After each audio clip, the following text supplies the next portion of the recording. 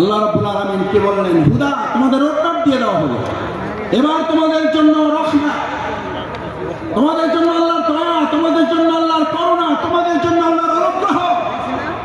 আমাদেরকে কোন দেশ কি দেবে আমরা সেই দিকে তাকাতে চাই না, আমাদেরকে কোন নেতা কি দেবে সেই দিকে তাকাতে চাই না। আমরা আল্লাহর ওই করুণা, ওই রহমত, ওই দয়া অনুগ্রহের দিকে তাকাতে চাই, যে ইসলাম এবং সৎ দক্ষ যোগ্য নেতৃত্ব প্রতিষ্ঠিত হলে আল্লাহ সুবহানাহু ওয়া তাআলা ঘোষণা দিচ্ছেন, আসমান এবং জমিনের বরকতের দরজা যদি খুলে যায়, পৃথিবীর কোন শাসক নেই বাংলাদেশকে দাবিয়ে রাখতে পারবে। আল্লাহু আকবার। একবার সেট করিয়া এই আলহামদুলিল্লাহ, এই আল্লাহু আকবারের টান শুনলে আমাদের এই দক্ষিণবঙ্গের শুধু নয়, শুধু বাংলাদেশের নয়, গোটা পৃথিবী কোরআনের পাখি নামে খ্যাত। এই টানের সাথে একজন মানুষের কথা কি আমাদের মনে পড়ে না? পড়ে না? আল্লাহ এই মাঠে তিনি ফিরতে চেয়েছিলেন, এই মাঠে তিনি আবার কোরআনের আওয়াজ দিয়ে আসতে চেয়েছিলেন। আল্লাহ আমাদের সেই কোরআনের পাখি যেখানে যে অবস্থায় আছে, আপনি তাকে মেহরবানি করে জান্নাতুল ফেরদাউসের মেহমান হিসেবে কবুল করুন। আল্লামা দেলোয়ার হোসেন সাঈদী রাহমাহুল্লাহকে আপনি শহীদ হিসেবে কবুল করুন। আল্লাহ এই মাঠে আমাদের দেখা হল না, মেহেরবানি করে কাল কিয়ামতের কঠিন ময়দানে আমাদের হিসাব নিকাশ সহজ করে জান্নাতুল ফেরদাউসে আপনি আমাদেরকে একত্রিত করে দেখা সাক্ষাতের ব্যবস্থা করে দিন। সম্মানিত বন্ধুগণ, মুসলিম کرام, আমার মা এবং বোনেরা, ভিন্ন ধর্মাবলম্বীরা বিভিন্ন জায়গা থেকে আমাদের এই আওয়াজ, আমাদের এই আলোচনা, আমাদের এই কোরআনের বাণী শুনছেন। আমরা আমাদের মা বোনদের ধন্যবাদ জানাই। অসম্ভব কষ্ট করে বিশাল এই তাফসীরুল কোরআন মাহফিলে আপনারা হাজির হয়েছেন। আল্লাহ সুবহানাহু ওয়া তাআলা আমাদের মা বোনদের কবুল করুন। এই জন্য যে মা বোনদের আল্লাহ সুবহানাহু ওয়া তাআলা এত বড় মর্যাদা দিয়েছেন, আমার শ্রদ্ধেয় প্রিন্সিপাল বলতেন, মাসুদ, আমাদেরকে আল্লাহ তাআলা রাসূল করিম সাল্লাল্লাহু আলাইহি ওয়াসাল্লামের মাধ্যমে সান্ত্বনা পুরস্কার দিয়েছেন। কি পুরস্কার? কি পুরস্কার? রাসূল করিম সাল্লাল্লাহু আলাইহি ওয়াসাল্লামের কাছে সাহাবায়ে কেরামগণ যখন জানতে চাইলেন, ইয়া রাসূলুল্লাহ, আমরা আল্লাহর পরে কার খেদমত করব, কার হক আদায় করব? রাসূল করিম সাল্লাল্লাহু আলাইহি ওয়াসাল্লাম বললেন, তোমার মা। তারপর কে? তোমার মা। তারপর কে? তোমার মা। তারপরে সান্ত্বনা পুরস্কার পেলাম আমরা, তোমার বাবা। আল্লাহ সুবহানাহু ওয়া তাআলা আমাদের এই মা বোনদেরকে ধৈর্যের সাথে, কষ্টের সাথে আজকে এই তাফসীরুল কোরআন মাহফিল শুনে আমাদের প্রত্যেক ঘরে ঘরে একজন করে হযরত খাদিজাতুল কুবরা রাদিয়াল্লাহু তাআলা আনহা, হযরত আয়েশা সিদ্দিকা রাদিয়াল্লাহু তাআলা আনহা দান করুন। যে কথা আমরা আমাদের এই দুনিয়ার কথা শুনেছি, আমাকে একটা ভালো মা দাও। পরের লাইনটা কি? আমি তোমাদেরকে একটা ভালো গ্রাম দেব, আমি তোমাদেরকে ভালো পটুয়াখালী দেব, আমি তোমাদেরকে ভালো রাঙামালি, বাউফল দেব, মির্জাগঞ্জ দেব। আমাদেরকে একটা আল্লাহ ভালো মা দেন। আমাদের এই মা এবং বোনের জাতি যারা এসছেন, বিগত 17 বছরে তাদের ইজ্জত এবং আব্রু নিয়ে যারা টালবাহানা করেছেন, ছিনিমিনি খেলেছেন, আজ কান খুলে শুনে রাখুন, আমাদের জীবন বাঁচিয়ে রাখবো। আমাদের মা বোনদের ইজ্জত দিয়ে ভবিষ্যতে আর কাউকে টালবাহানা করতে দেওয়া হবে না। কারণ আমাদেরকে জিজ্ঞেস করা হয়, ইসলামী রাষ্ট্রে আমাদের মা এবং বোনদের ইজ্জত, তাদের সম্মানের মাপকাঠি কি? আমরা সম্মান এবং মাপকাঠি বলি আমাদের মায়ের জাতি, তারা সম্মান এবং মর্যাদার উচ্চ মানে তারা থাকবেন। আলহামদুলিল্লাহ, প্রিয় নবী মুহাম্মদ রাসূলুল্লাহ নাই, রাসূল করিম সাল্লাল্লাহু কৃপণ বলেছেন তাকে যে বাস ভাড়া দিতে পারে না। রাসূল করিম সাল্লাল্লাহু আলাইহি ওয়াসাল্লাম কৃপণ বলেছেন তাকে যে খেয়ে বিল দিতে পারে না। পৃথিবীর সেরা কৃপণ হচ্ছে সে যে রাসূল করিম সাল্লাল্লাহু আলাইহি ওয়াসাল্লামের নাম উচ্চারণ হয় কিন্তু হৃদয়ের সব শক্তি দিয়ে তার নাম উচ্চারণ করে দরুদ পেশ করে না। একবার জোরে সোরে বলুন রাসূল করিম। আলহামদুলিল্লাহ, কোরআনের এত বড় মাহফিল এসেছেন। আবার কবে বেঁচে থাকবো, আবার কবে আসতে পারবো আমরা জানি না। সুতরাং এই কোরআনের মাহফিলকে সংরক্ষিত করার জন্য, এটাকে সুন্দর সফল সার্থক করার জন্য আমরা কি আইন শৃঙ্খলা বাহিনীর উপরে শুধু নির্ভর করব? আমরা কি শুধু স্বেচ্ছাসেবক ভাইদের উপরে নির্ভর করব? নাকি আমরা প্রত্যেকে আল্লাহর উপরে ভরসা করে দায়িত্ব নিয়ে প্রত্যেকে স্বেচ্ছাসেবক হিসাবে 2024 সালের জুলাই আগস্টে যেমন সবচেয়ে মানুষ শয়তানদের মধ্যে বড়টাকে আমরা মোকাবেলা করে বিতাড়িত করেছি, আমাদের মাঝও সেজ ছোট নাবালক সব শয়তানগুলোকে মোকাবেলা করার জন্য আমরা জীবন বাজি রেখে প্রস্তুত থাকবো।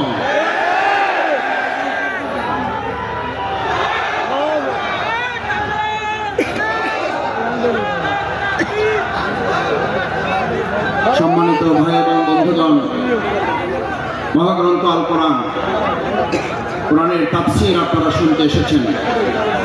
মাওলানা ডক্টর মিজানুর রহমান আজহারি হাফেজাহুল্লাহ আর অল্প সময়ের মধ্যেই আমাদের মাঝে এসে উপস্থিত হবেন ইনশাআল্লাহ।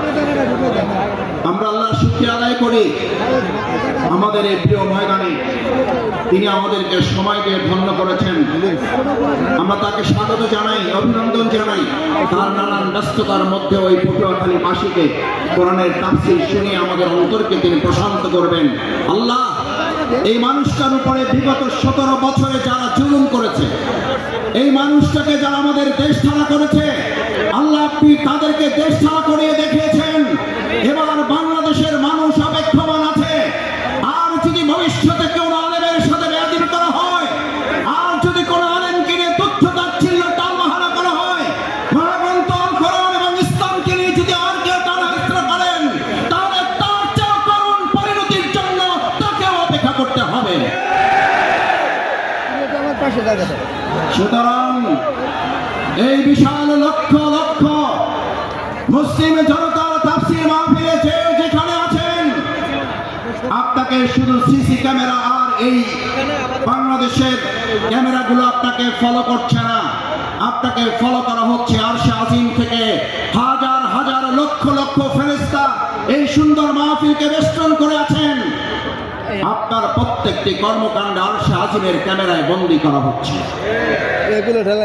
আমি আশা করব আমাদের শ্রদ্ধেয় প্রধান অতিথি শেষ পর্যন্ত তার বক্তব্য অত্যন্ত শান্ত শিষ্টভাবে ধৈর্য ধরে, আমরা কি শুনতে সবাই রাজি আছি? ইনশাআল্লাহ, ইনশাআল্লাহ। আল্লাহ আপনি হাতগুলো কবুল ও মঞ্জুর করেন। সম্মানিত ভাই এবং বন্ধুগণ,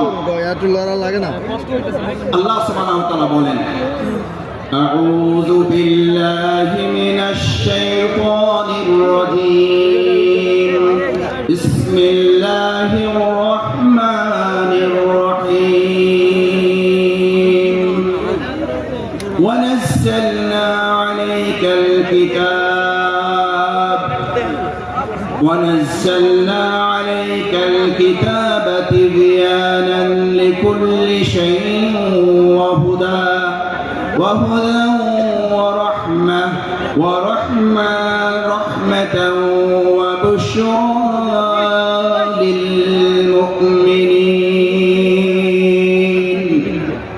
سبحان الله. আল্লাহ সুবহানাহু ওয়া তাআলা বললেন, ওয়ানাজ্জালনা আলাইকাল কিতাব, আমি আপনাদের কাছে, মানব জাতির কাছে, গোটা সভ্যতার কাছে মহাগ্রন্থ আল কোরআন নাযিল করেছি। এই কিতাব দিয়েছি। এই কিতাবের মাধ্যমে আমি শুধুমাত্র তোমাদেরকে নামাজ পড়ার বিধান দেই নাই। এই কিতাবের মাধ্যমে আমি তোমাদেরকে শুধুমাত্র রোজা রাখার বিধান দেইনি। এই কিতাবের মাধ্যমে আমি তোমাদেরকে শুধু যাকাতের বিধান দেইনি।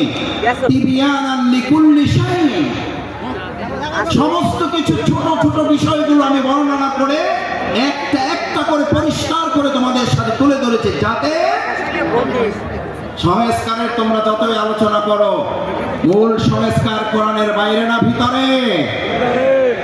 সংস্কার কোরআনের বাইরে না ভিতরে? সংস্কারের মূল সংস্কারক পৃথিবীর সেরা সংস্কারক, পৃথিবীর সেরা মহা সংস্কারক আইনস্টাইন, নিউটন, রবীন্দ্রনাথ ঠাকুর, ভরতচন্দ্র প্রসাদ, তার নাম বলেন একবার জোরে সোরে সবাই। প্রিয় নবী মুহাম্মদুর রাসূলুল্লাহ সাল্লাল্লাহু আলাইহি ওয়াসাল্লাম কিভাবে সংস্কার করেছেন? আগে রাষ্ট্র সংস্কার নাকি আগে ব্যক্তি সংস্কার? আগে রাষ্ট্র না ব্যক্তি? রাসূল করিম সাল্লাল্লাহু আলাইহি ওয়াসাল্লাম আগে কি সোনার মদিনা করেছেন না সোনার মানুষ করেছেন? আল্লাহ রাসূল করিম সাল্লাল্লাহু আলাইহি ওয়াসাল্লাম সোনার মানুষ বানিয়েছেন। আমরা আগে থেকে আপনাদের থেকে শুরু করতে চাই।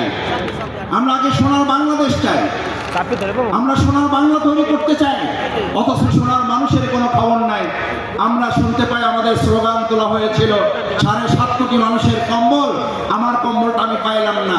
তখন তারা ছিল কম্বল চোর, আর এখন তারা ডিজিটাল যুগে এসে তারা হয়েছে বাংলাদেশের সকল ব্যাংকগুলো ব্যাংকের চোর তারা পরিণত হয়েছে। সম্মানিত ভাই এবং বন্ধুগণ, আল্লাহ তাআলা এই কোরআন নাযিল করে, কিতাব নাযিল করে আমাদেরকে জানালেন তোমাদের জন্য 4টা সুসংবাদ দিচ্ছি। কয়টা? হুদা, এটা রোডম্যাপ দিয়ে দিলাম, সংস্কারের কর্মপন্থা তোমাদেরকে দিয়ে দিলাম।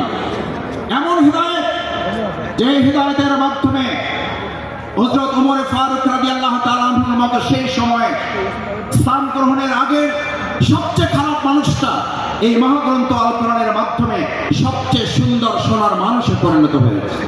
সেই মহাগ্রন্থ আল কোরআন আমাদের মাঝে আছে না নাই?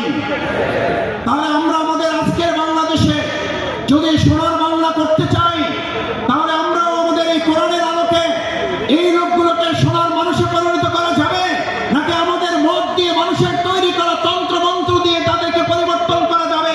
যদি সোনার বাংলা করতে হয় তাহলে আল কোরআন দিয়ে করা যাবে, নাকি মানুষের তৈরি করা মতবাদ দিয়ে করা যাবে? যদি কোরআন দিয়ে করা যায় তাহলে সেই কোরআনের বাণী আজকে শুধু শুনবো না, সেই কোরআনের বাণী আমরা সংসদে পাঠাবার ব্যবস্থা করবো ইনশাআল্লাহ।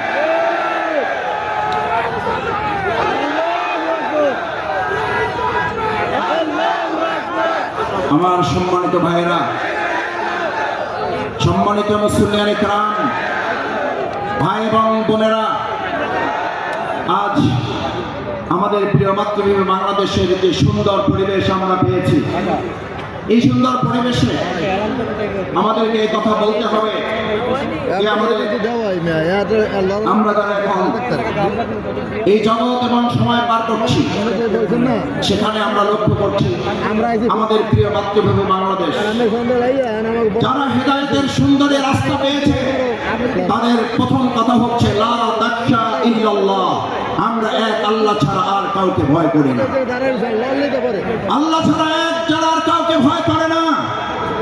পার্শ্ববর্তী কোন একটা রাষ্ট্র যদি সেই ব্যক্তিদেরকে এক আল্লাহ ছাড়া যারা ভয় করে না, সেই ব্যক্তিদেরকে যদি বলা হয় তোমাদেরকে আলু, ডাল, চাল, পেঁয়াজ, বংশন, কাঁচামরিচ বন্ধ করে তোমাদেরকে আমরা নতজানু করতে চাই, তাহলে ভালো করে কান খুলে শুনে রাখো, আমাদের এই বাংলাদেশের ইসলাম প্রিয় এবং দেশপ্রেমিকের নেতৃত্ব ফাঁসির মঞ্চে দাঁড়িয়েছে, তোমাদের কাছে মাথা নত করে নাই, হাসি মুখে জীবন দিয়েছে। আমরাও জীবন দেব, 1 ইঞ্চি মাটি কারো হাতে আমরা বিক্রি করবো না।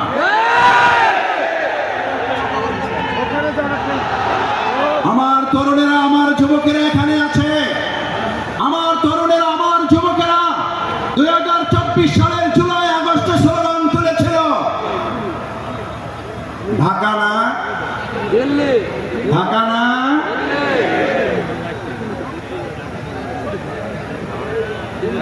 কোনটা হবে? দিল্লি না ঢাকা? দিল্লি না ঢাকা?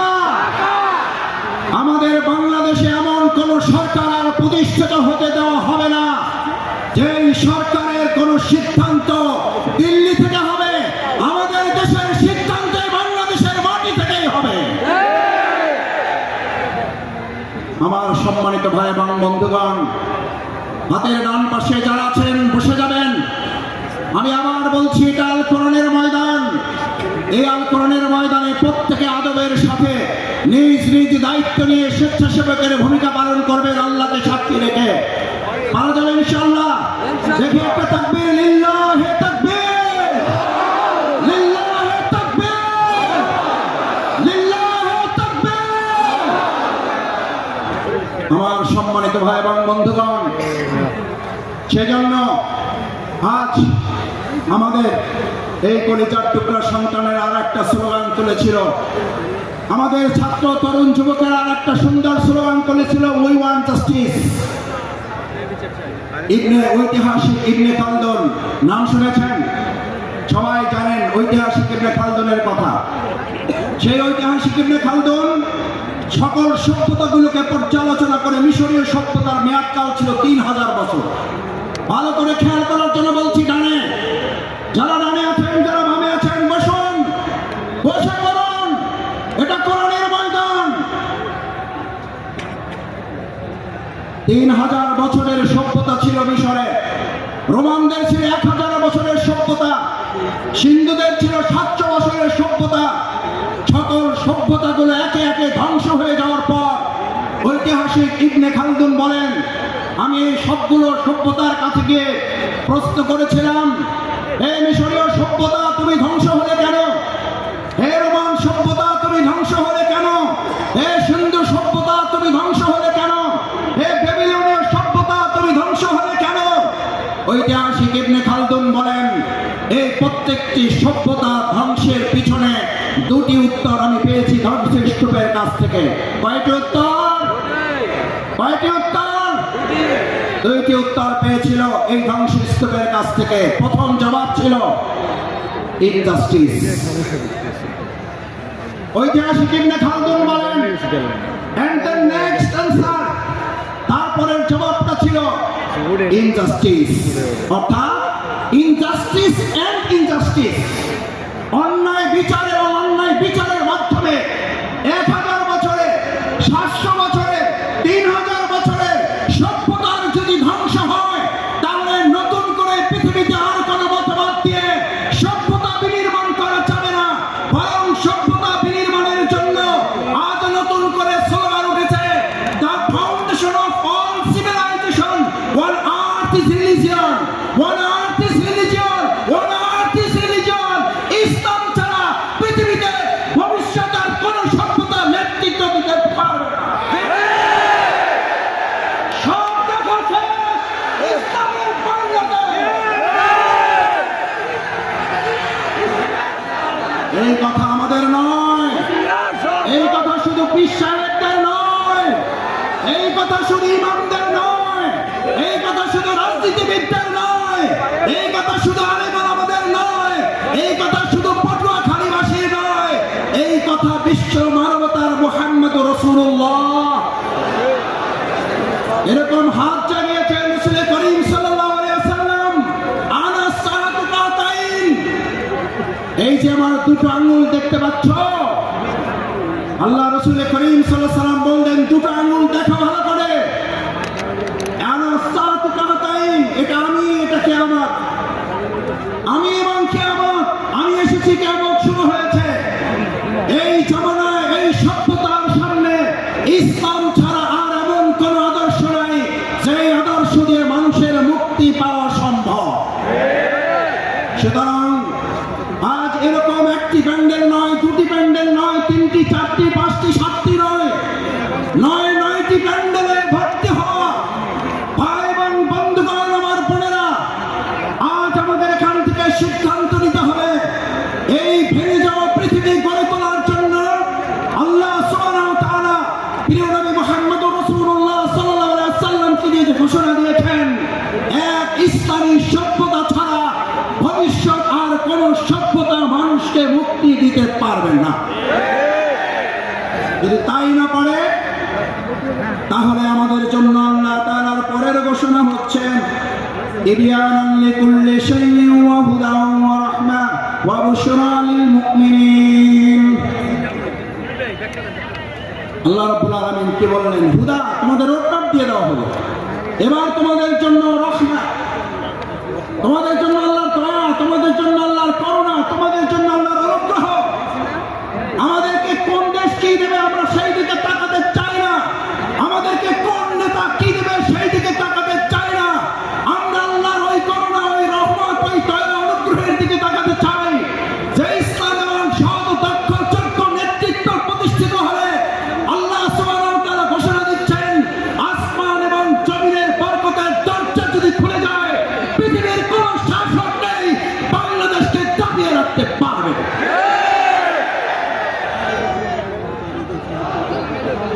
আমরা সেই রহমতের দরজা খুলতে চাই। সেই রহমতের দরজা শফিকুল ইসলাম মাসুদের হাতে নেই, সেই রহমতের দরজা ডাক্তার শফিকুর রহমানের হাতে নেই, সেই রহমতের দরজা বাংলাদেশের কোন রাজনৈতিক নেতার হাতে নেই। একবার হৃদয় উজাড় করে আরেকবার জমিন কাঁপিয়ে সেই আল্লাহর নাম উচ্চারণ করে মুসলিমরা, কারণ কে তিনি কে? তিনি কে?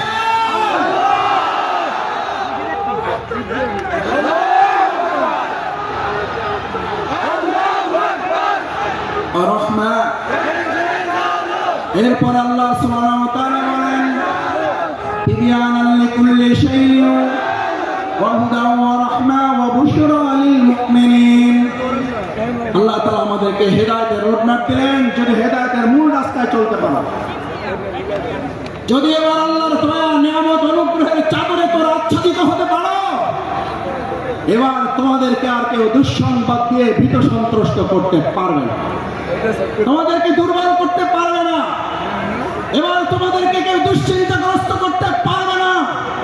এবার আমি আল্লাহ তোমাদেরকে জানিয়ে দিচ্ছি, এই মহাগ্রন্থ আল কোরআন খুঁটে খুঁটে যদি তোমরা অনুকরণ করতে পারো, এর আলোকে যদি রান্নাঘর থেকে শুরু করে সংসদ ভবন পর্যন্ত শুধুমাত্র জাতীয় মসজিদ বাইতুল মুকাররম আল্লাহর বিধানের আলোকে চলবে না, বাইতুল মুকাররমের পাশাপাশি গণভবন, বঙ্গভবন, সংসদ ভবন যখন পরিচালিত হবে, আল্লাহ বলেন গোটা দুনিয়ার কোন প্রান্ত থেকে তোমাদের সুসংবাদ দরকার হবে না। আমি আল্লাহ ঘোষণা করছি ওয়াবশরা লিল মুমিনিন। এই সুসংবাদের মালিক কে? এই সুসংবাদের মালিক কে? China, Russia, Bharat, America, German, France? আর একবার মন উজাড় করে হৃদয় থেকে জোরে আওয়াজ করে বলুন, এই সুসংবাদের মালিক কে? কিন্তু শর্ত প্রযোজ্য। সময় শেষ, এখন আজানের বিরতি হবে। আমি একটা কথা বলে আমার বক্তব্য ইতি টানতে চাই। এই যে এত ভালো ভালো খবর দিলাম, মোবাইল কোম্পানিগুলো বড় বড় লেখা থাকে বিজ্ঞাপন, এই অফার সেই অফার, শেষে ছোট করে লেখা থাকে শর্ত প্রযোজ্য। আল্লাহ তাআলা শর্ত প্রযোজ্য করে দিলেন লিল মুমিনিন, এর জন্য তোমাদের মুমিন হতে হবে। আজ এখানে সিদ্ধান্ত নিতে চাই, এই তাফসীরুল কোরআন মাহফিল থেকে ডক্টর মিজানুর রহমান আজারী সহ অন্যান্য ওলামায়ে কেরাম আমাদের সামনে যে কোরআনের বয়ান পেশ করেছেন করবেন, এর আলোকে পরিপূর্ণ ঈমানদার হয়ে আল্লাহর জমিনে আল্লাহর দ্বীন কায়েমের জন্য কোরআনের খাদেম হিসাবে এখান থেকে বিদায় নিতে রাজি আছে যারা? হাত জাগা। আল্লাহ মেহরবানি করে দুনিয়ার ক্যামেরায় হাতগুলো যদি বাঁধা পড়ে, আপনার আরশে আজিমের ক্যামেরায় এই হাতগুলো বন্দী করে কাল কিয়ামতের দিন আমাদের দেখে দেখে নাজাতের বাণী হিসাবে জান্নাতুল ফেরদাউসের জন্য আপনি কবুল মঞ্জুর করে নিয়েন। সুবহানাকাল্লাহুম্মা ওয়া বিহামদিকা আশহাদু আল্লা ইলাহা ইল্লা আনতা আস্তাগফিরুকা ওয়া আতুবু ইলাইক। আসসালামু আলাইকুম ওয়া রাহমাতুল্লাহি তাআলা ওয়া বারাকাতুহু।